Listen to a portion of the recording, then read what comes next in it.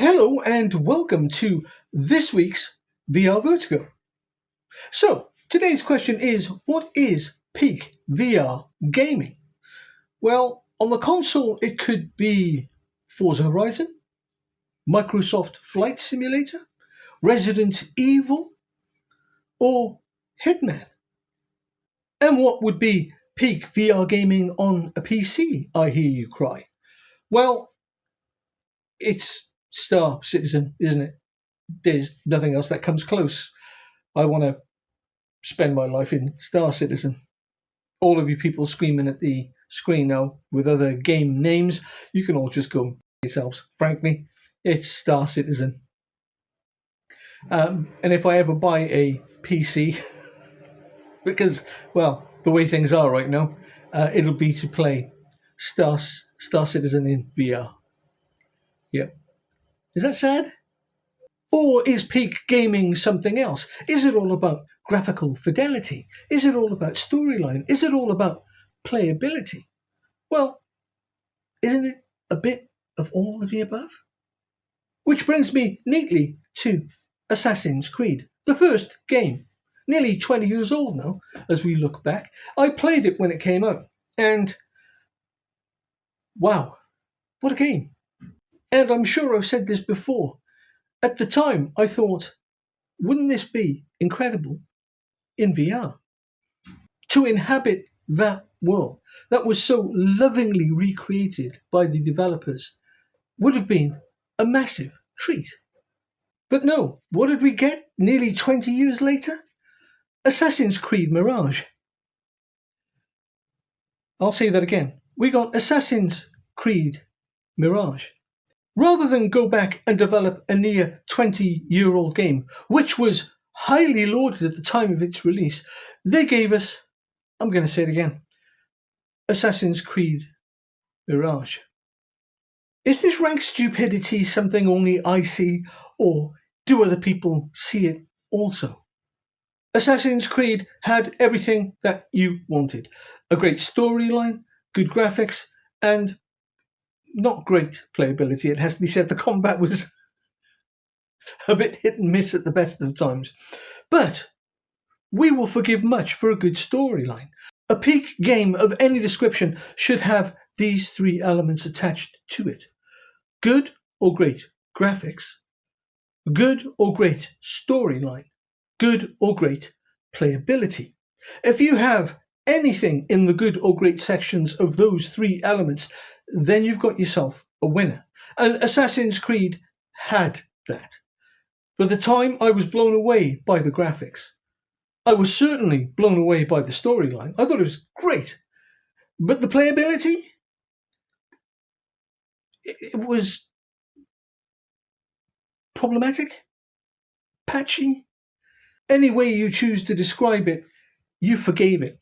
Because the other two elements were so outstanding, it made the last element of gameplay almost negligible.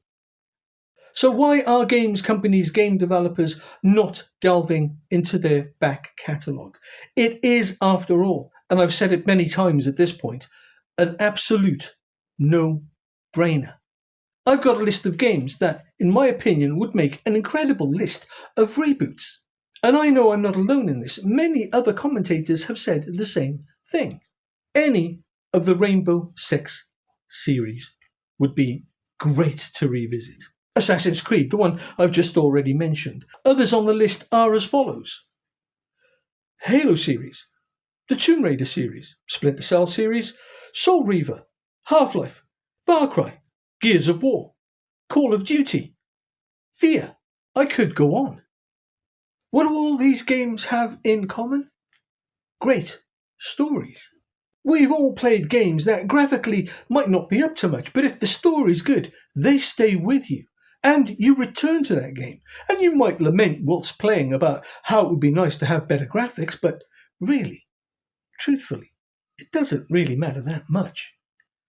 We're all suckers for a good storyline, a great hero, an even better villain, with a plot line that twists and turns like a twisty-turny thing. And so I find myself here again, looking at VR and thinking, why? Why haven't they done this? I know there are various requirements with regards to protecting IP and stories that these developers want to tell in the future, but that's no reason at all, not to go back and just develop for VR. The stories remain intact and nothing has to change, except the fact that you will inhabit the world that the developers concerned with making the game took so long and were so careful in crafting.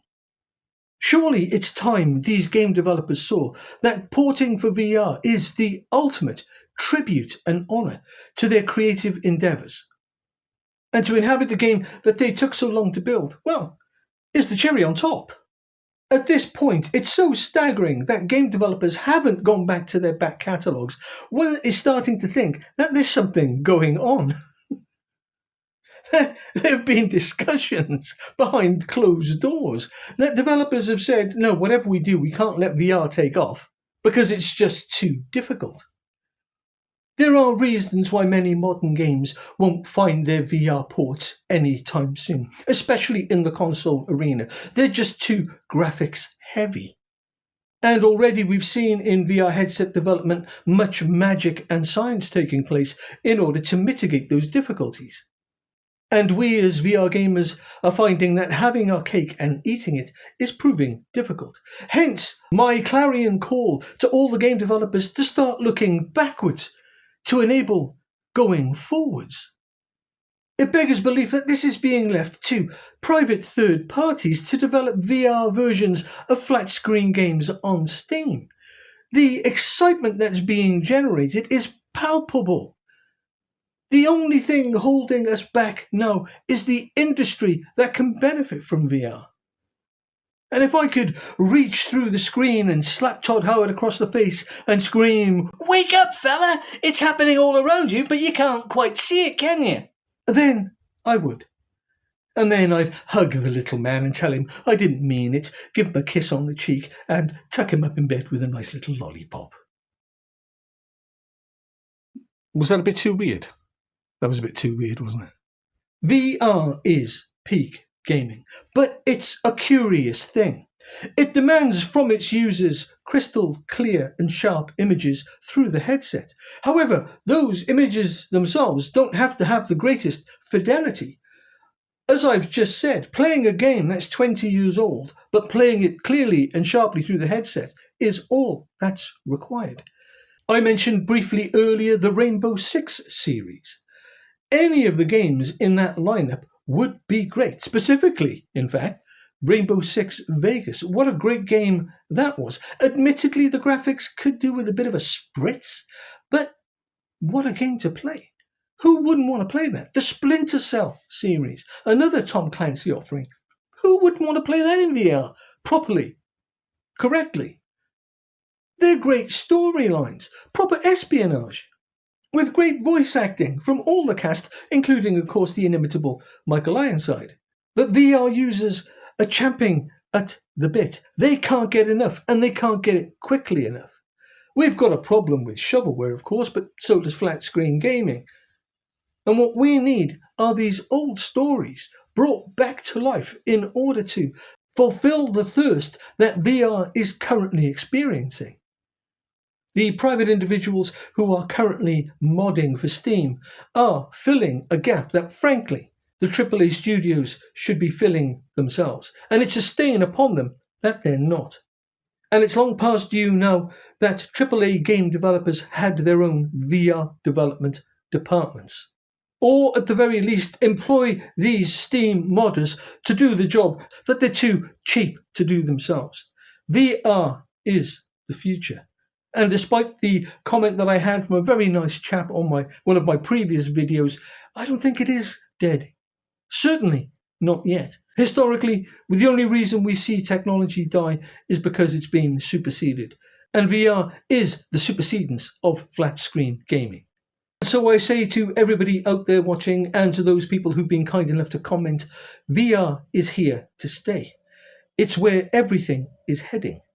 I just wish AAA gaming would just roll over and accept it.